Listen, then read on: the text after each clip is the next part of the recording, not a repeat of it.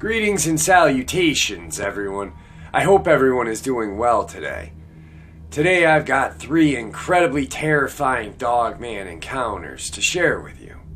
Before we get into these encounters, a couple links I'd like to share. As you know, I rely on my Patreon, PayPal, and merch to help this channel continue to grow and go. Those links are in the description below. I also have a second channel for creepypasta, fanfiction, and scary voice acting. Stories that really don't fit on this channel. Now, if that's anything that you're into, follow that link in the description below and give those stories a listen. You may just like them. And with that, guys, I've taken enough of your time. Let's get on with these 3 incredible encounters. Shall we?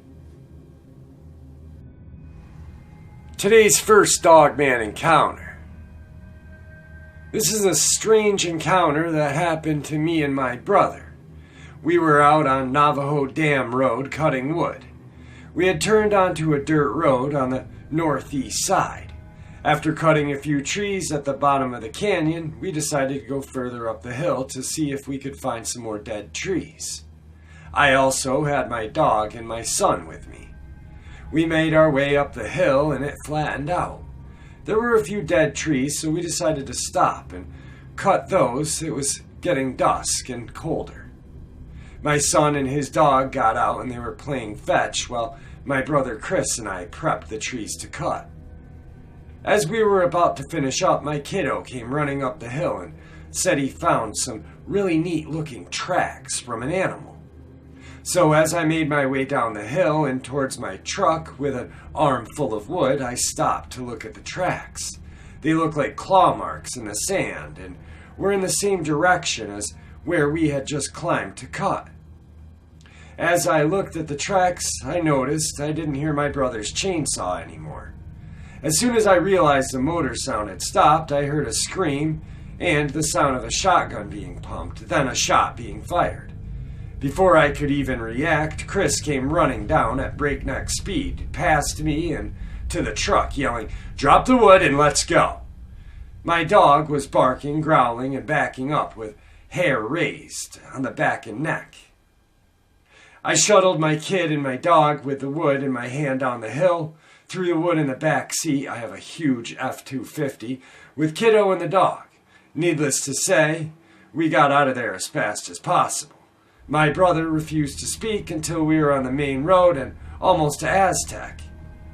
While he was cutting the wood, he had a feeling that he was being watched.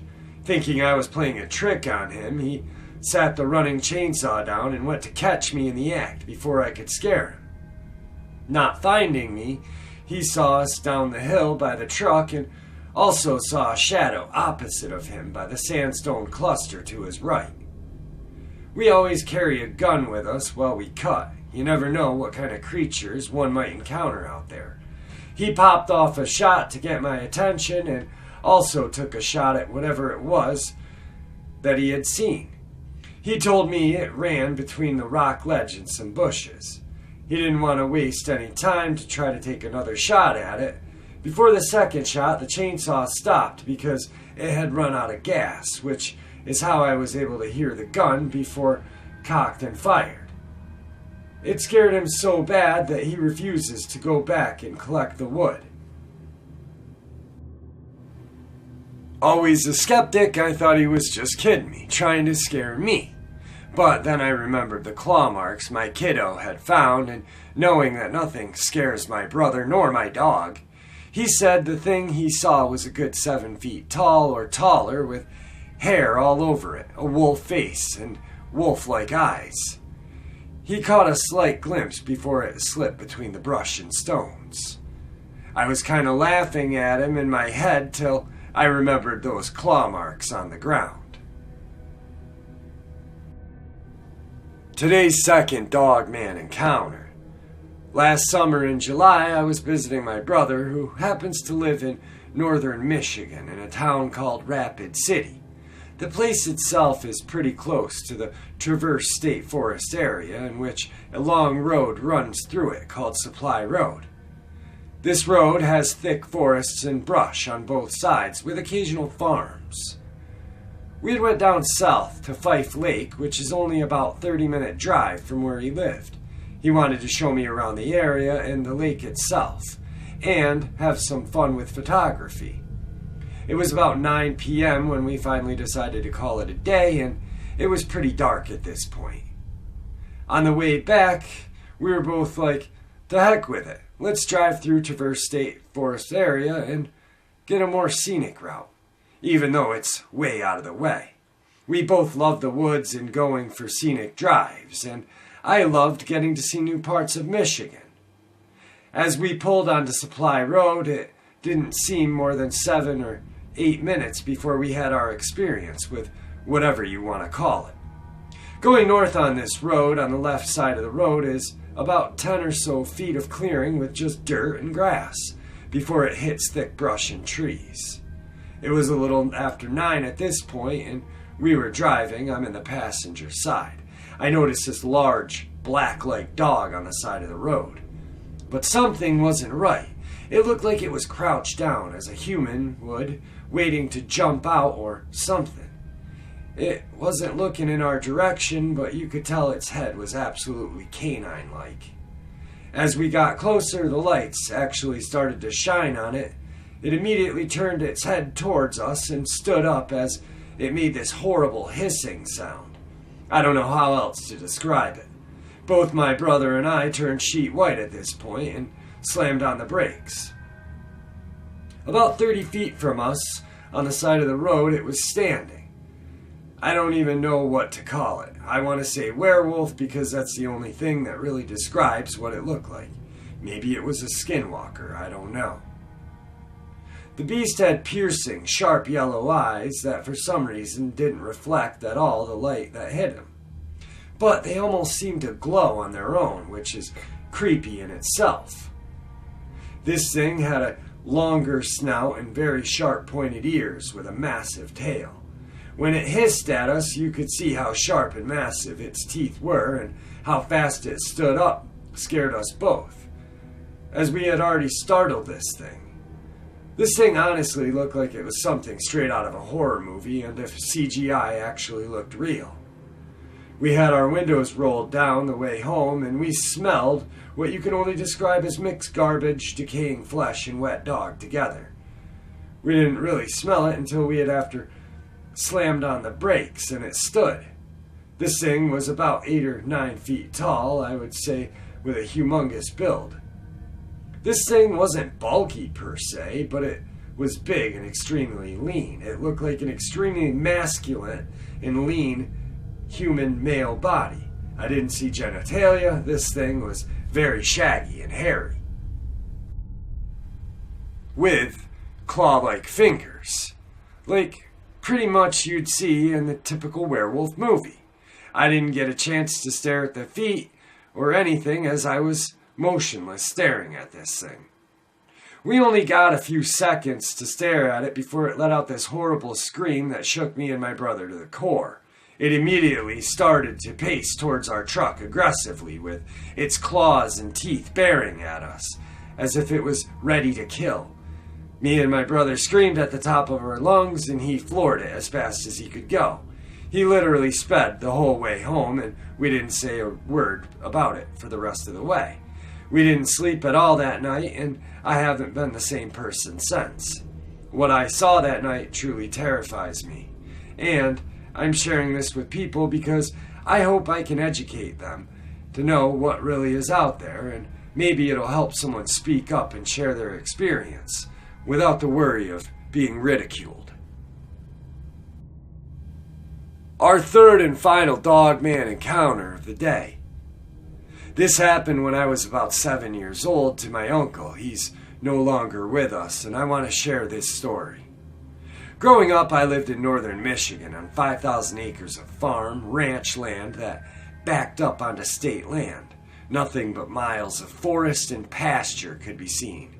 Needless to say, it made us pretty tough, and it takes a lot to spook us. We're all avid hunters, fishermen, and outdoorsmen. Being the only girl, I was raised as a tomboy, and I'm just the same. My uncle went off to join the military, becoming a senior NCO in a predominant Special Force Division of the U.S. Navy. He's 6'4", built like a wrestler, obviously skilled in survival tactics, and nothing rattles him. He was home on leave and went out hunting as it was deer season. I remember him coming in the house shaking and crying, saying he saw something in the woods. My uncle never cried. He was tough as nails. He would tear someone to shreds before he let them cry. My grandmother tried to get him to make sense of what he was saying. He said he saw a Bigfoot mixed with a wolf. My granny immediately got my grandfather, and he rounded up the rest of the guys hunting with my dad, a few cousins, and my uncle, who was still terrified but was not going to be labeled a chicken. They all got their shotguns and ammunition and saddled up the horses to go clear the woods. Apparently, they were aware of the Dogman, but I was blissfully young and ignorant. They told me to stay inside for no reason. I was able to step outside of the house until they returned. I had never heard my dad or grandfather so serious, so I hid in my room. Sunset comes and they're still not back. I'm really worried at this point because they never stayed in the woods until after dark. Shortly I hear the sound of the horses running to the barn and their voices. I was relieved.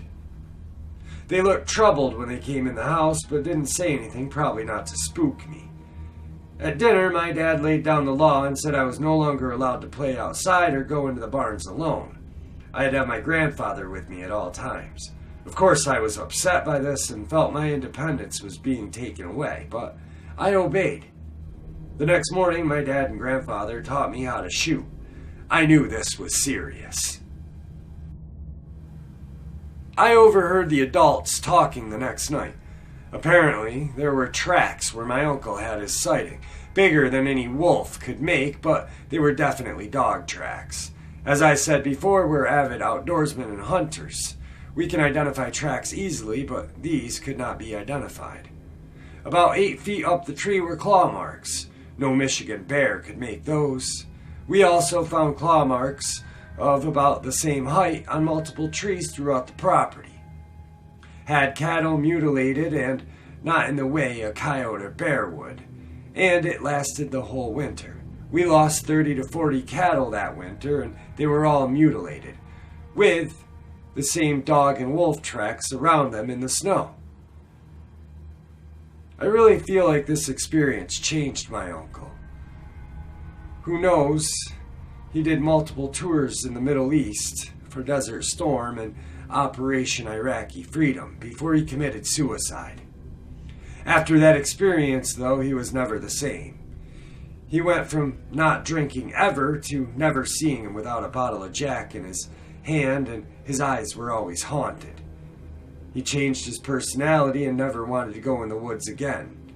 He quit hunting, and he eventually just quit coming home on leave to visit. He didn't even come to my dad's funeral 2 years later. It was heartbreaking to see him deteriorate the way he did. I truly believe he saw something out there, and it ultimately killed him. 3 incredible Dogman encounters right there. The last one I saved for last because, unfortunately, when people see these things, they have a feeling of dread that stays with them forever. Now, if you're feeling depressed or hopefully not suicidal, there are hotlines out there. Please reach out to them. Don't be a statistic. Your family and friends will miss you, and you will lose out on a great life. Anyway, guys, the first 2 were definitely amazing, but the last one was just heartbreaking to me, and that's why I kept it last. Anyway, I hope you enjoyed these encounters, and I will hopefully have something up for you guys tomorrow. And with that, I bid you a farewell, and have a great day, guys.